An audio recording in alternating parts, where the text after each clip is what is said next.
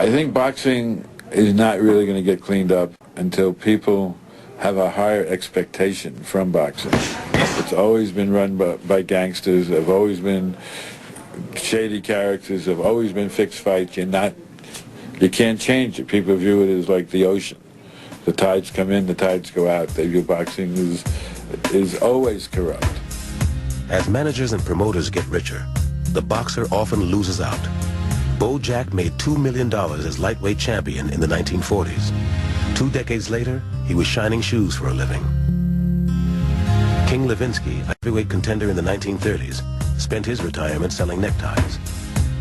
Joe Louis, who made $5 million as heavyweight champion, died penniless, owing a fortune in back taxes. It was the same story for Sonny Liston. As a boxer, he made everyone rich, but in the end, he had nothing to show for it. When the last round is over, fighters are often left financially and physically devastated. Boxing is run by these jackals who sit on the ring post and feast on the blood, but they never get hit, and they're the ones who go to the bank. I've been around boxing for 40 years. I've never been invited to attend a benefit for a promoter.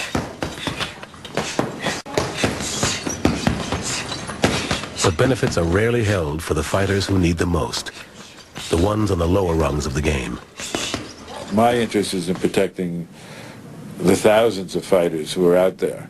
If you're going to get a fight on pay-per-view, you've reached a level of fame and wealth that you don't need protection. But all the other fighters need protection, need regulation, need somebody to make sure that their health is not in jeopardy and that they're getting paid the money they're bleeding for. While the government was bringing IBF officials to trial, Senator John McCain sponsored a bill in Congress to address protection for boxers and the regulation of the sport.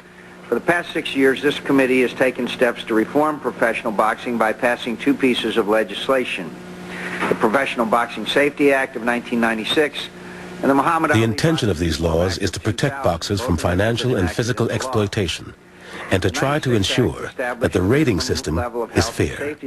In America, no other sport is regulated like this, because no other sport needs to be. In boxing, it's every man for himself. Leave boxing alone.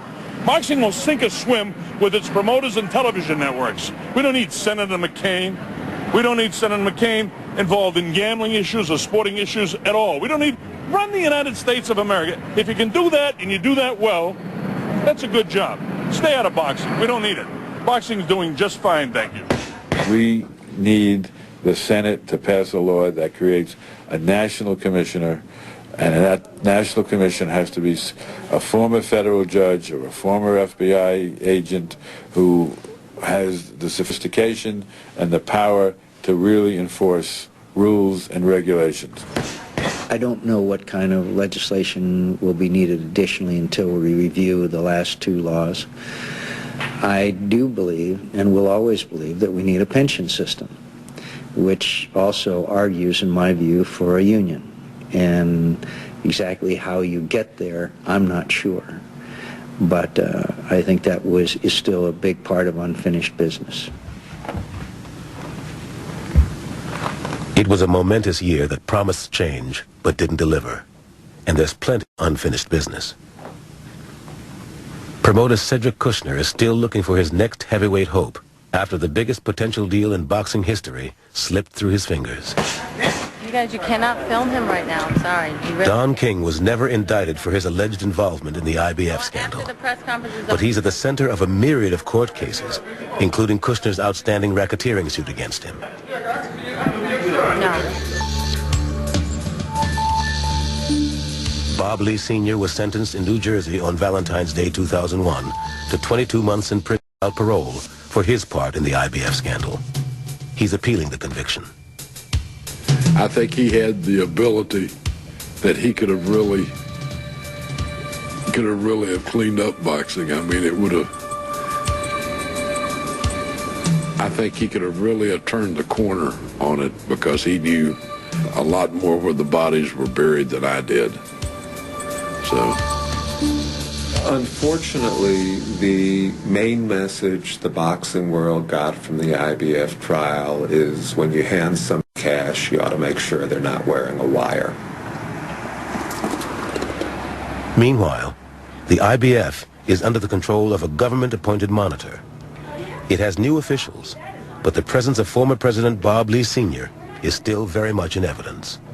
It's a matter of the people in boxing trying to get the public trust back and preserve our industry. So it would be best to try and move away from the wild, wild west type perception that's out there with some people now.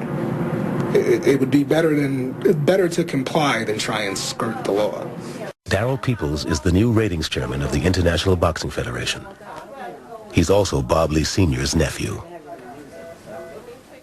In boxing, it's business as usual.